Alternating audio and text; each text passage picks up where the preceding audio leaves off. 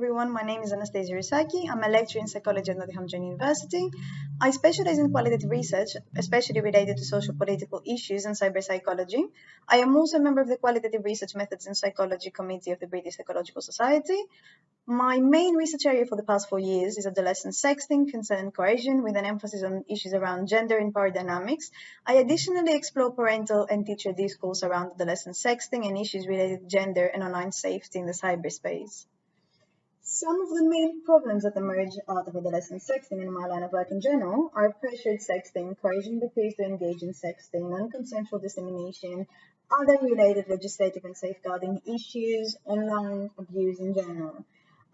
So particularly sexting is dependent on power dynamics, which are underpinned by various gendered contexts, but often result in stigma and peer gossip.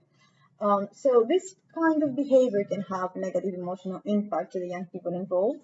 And parents and teachers might be technologically proficient, however, they might not be really emerge into adolescent peer groups and online socialization. So sometimes they really want to help.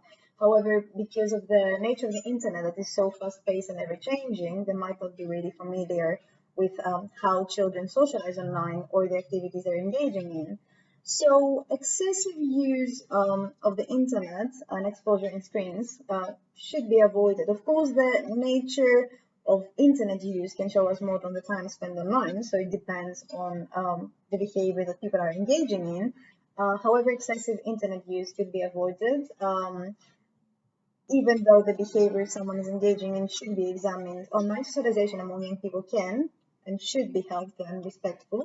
However, there are some issues emerging out of excessive exposure to screens, such as irregular sleep, tiredness, fatigue, behavioral problems, so emotional, social, and attention problems, sometimes an increased possibility of attention problems and impaired academic performance, and generally there is less time for creative, active, and engaging play.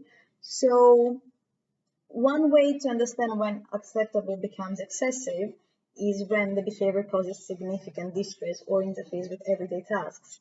So it's good to have discussions between young people and parents on observing behavior post-internet use, and it's good to eliminate some background TV possibly, or keep TV, smartphones, and computers out of the bedroom, or avoid eating in front of a screen, and encourage active time.